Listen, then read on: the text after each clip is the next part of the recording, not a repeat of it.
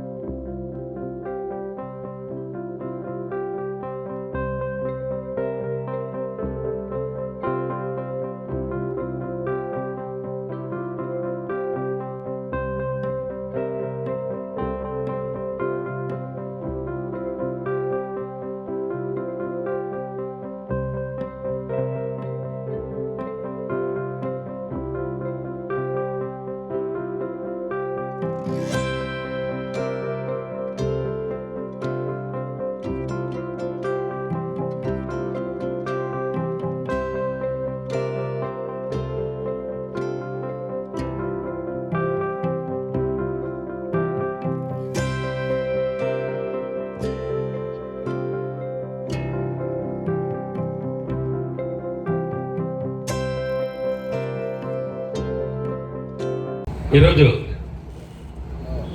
కీర్తిశేషులు బివి మోహన్ రెడ్డి గారి యొక్క వర్ధంతి సందర్భంగా ఈ సమావేశానికి వచ్చినటువంటి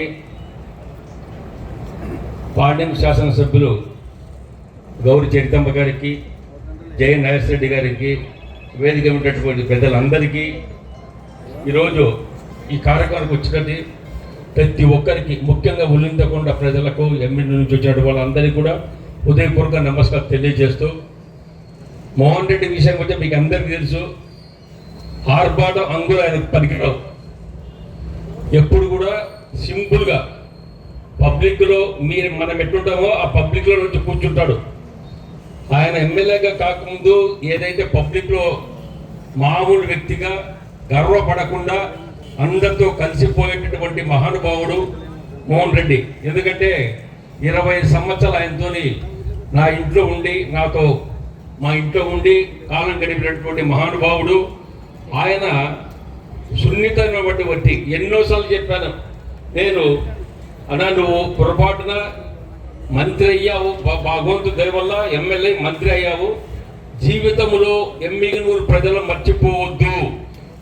మీ శక్తి ఎత్తు ఉన్నంత వరకు ఆ నియోజకవర్గ ప్రజలు నువ్వు కొత్తగా పోయి అక్కడ ఎన్నికల అత్యధిక మెజార్టీ గెలిపించి చాలాసార్లు ఎమ్మెల్యేలు చేసి మంత్రులు చేసిన ఘనత కూడా ఎమ్మిగనూరు ప్రజలు చేయడం జరిగింది. చాలా సంతోషం. అట్లాగే ఆయన కూడా ఒక మంత్రి అయిన తర్వాత కూడా సింపుల్ ఇల్లు, ఆయన మంచం చూస్తే చాలా సింపుల్. ఎందుకు నీవు ఎమ్మిగనూరులో ఇల్లు కట్టించుకోలేదంటే నాకు వద్దు, ప్రజలే నాకు ఇల్లు, ప్రజలే నాకు దేవుడు అని ఎన్నోసార్లు చెప్పాడు. కానీ ఆ మహానుభావుడు ఎన్నో చూశాం, ఉత్తరంతరాలు పన్నిన ఏమి చేసినా ఎమ్మిగనూరు నియోజకవర్గంలో ఏ మండలం చూసినా మెజార్టీ. అక్కడ ఉన్నటువంటి నాయకులను కూడా మామూలుగా ఉన్న నాయకులను మామూలుగా హీరో చేసేసాడు. ఆయన చరిత్ర సృష్టించాడు. ఎమ్మిగనూరులో ఏ ఒక్కరు చూసినా ఈరోజు మోహన్ రెడ్డి లేకున్నా ఇప్పటి కూడా దైవ సమానంగా చూసుకున్నటువంటి ఎమ్మిగనూరు పెద్దలు చాలా మంది ఉన్నారు. ఎక్కడిపోయినా ఆయనే తలుచుకుంటారు. ఎందుకంటే ఆయన ముఖ్యంగా ఆయన బాగుండేది కాదు, నాకు సాయం చేసి తను నమ్ముకున్నటువంటి కార్యకర్తలు, నాయకులు ఎంతో మంది ఉన్నారు. వాళ్ళని మనం కాపాడాలి.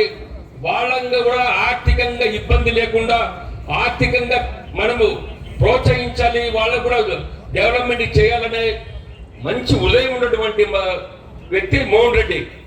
మరి ఎన్నో చూశాం, ఎన్నో ఎన్నికలు చూశాడు. రాజకీయంగా ఎప్పుడు పోయినా మోహన్ రెడ్డి, నేను, కె కృష్ణమూర్తి ఎక్కడ ఊరి పోయినా ముగ్గురం కలిసే పోతుంటాం. కలెక్టర్ ఉంటే కలెక్టర్ పక్కన. ఆ రాజకీయం అప్పుడు వేరే ఉండి ఇప్పుడు రాజకీయాలు వేరే ఉన్నాయి. చాలా బాగా ఆ రోజు ఎమ్మెల్యేలు జిల్లా పరిషత్ సమావేశం ఉంటే ముందు రోజు జిల్లా పార్టీ మీటింగ్ పెట్టుకొని ప్రజా సమస్యలన్నీ ఎమ్మెల్యేలు తెలుసుకొని వెంటనే మళ్ళా జిల్లా పరిషత్ మీటింగ్ జరిగేది. కానీ ఇప్పుడు కొంచెం డిఫరెన్స్ అయింది కాబట్టి తర్వాత ఎన్నికలు వచ్చిన తర్వాత ఎన్నో చాలా శాసనాలు చేశారు. ఎమ్మిరూరు గతంలో ఎవ్వరూ చేయలేటువంటి డెవలప్మెంట్ ఒక మోహన్ రెడ్డి చేసిన ఛాలెంజ్ చేస్తున్నాను. ఎక్కడ కూడా రోడ్డు లేకుంటే సరిగ్గా, కోసికి పోతే రోడ్డు సరిగా లేవు, పెద్ద కడుగురు పోతే లేవు, ఎక్కడైనా రోడ్డు సరిగా లేవు. ఈ రోజు రోడ్డు చూస్తుంటే బ్రహ్మాండ సిటీ మాదిరి అయిపోయినాయి. ఇలా ఎమ్నూరు టౌన్ చూడండి ఎట్లా ఉంది, ఒక సిటీ టైప్లో ఉంది. అంత బాగా చేసేటువంటి వ్యక్తి ఎప్పుడు కూడా మనం మర్చిపోకూడదు. మరి భగవంతుడు ఆయన్ను మరి ఏ విధంగా చెప్పలేకుండా, ఆయన జబ్బు ఉన్న సంగతి కూడా ఎవడు చెప్పలేదు. రవి అనేవాడు తెలుసు, మా అమ్మడు ఉంటాడు, వాడు ఒక రోజు వచ్చి నాకు కడుపు నొస్తుంది, కడుపు పోవాలని డాక్టర్ దగ్గరికి పోతే ఆ రోజు బయటపడింది. ఆ రోజు నేను చెప్పాను, జబ్బు ఉన్నప్పుడు ఎందుకన్నా నువ్వు చెప్పలేదు, ఎందుకు నువ్వు తాత్సారం చేసినావంటే కూడా అది ఏదో ఆయన చెప్పలేదు. ఎందుకు ఆయన ఇంత జరుగుతుంది ఊహించలేదు. కానీ మరి దైవశాత ఆయన మన అందరినీ విడిచిపోవడం జరిగింది. అదేవిధంగా తన తనయుడు జయనాగేశ్వర రెడ్డిని మాకు ఆ రోజు హాస్పిటల్లో బాగలేనప్పుడు చంద్రబాబు నాయుడు, కె కృష్ణమూర్తి, నేను ముగ్గురం ఉన్నప్పుడు మంచం మీద చేతిలో చేసుకొని నా కొడుకును మర్చిపోవద్దు అని ప్రామిస్ చేయించినాడు చంద్రబాబు నాయుడు చేతులు కూడా. అవన్నీ తూచ తప్పకుండా మరి చంద్రబాబు నాయుడు కూడా ఏదైతే రాజకీయంగా తండ్రికి తగ్గ తనయుడిగా తనయుడిని కొడుకును కూడా రాజకీయవేత్త చేసి ఎమ్మెల్యేలో ప్రజా ఆదరణ చూపిస్తూ మీ అందరి మన్నన పొందుతూ మన నియోజకవర్గంలో మంచి డెవలప్ చేస్తూ ముందుకు వచ్చినటువంటి నాగేశ్వర రెడ్డిని మీరు అందరూ కూడా ఎమ్మెల్యే గెలిపించారు. నేను ఎమ్మెల్యేగా గెలిచే ముందు, ఎన్నికల ముందు ఒక నాగేశ్వర రెడ్డి చెప్పాను, నాగేశ్వర రెడ్డి ఎప్పుడైనా సరే ప్రజలు కోరుకునేది ఎమ్మెల్యే గారి ఇల్లు ఉన్నది, ఇక్కడ ఇల్లు లేకుంటే ఒప్పుకోరు అంటే వెంటనే చెప్పిన వెంటనే ఒక 15-20 రోజులకే ఒక ఇల్లు సొంతం తీసుకొని ఆయన ఇల్లు చేసుకొని అక్కడ సొంతంగా ఉండడం జరిగింది. ఆయన కుటుంబ సభ్యులంతా, పిల్లలు అక్కడ ఉండే తల్లి బిడ్డ అందరూ ఉన్నారు ఆడ.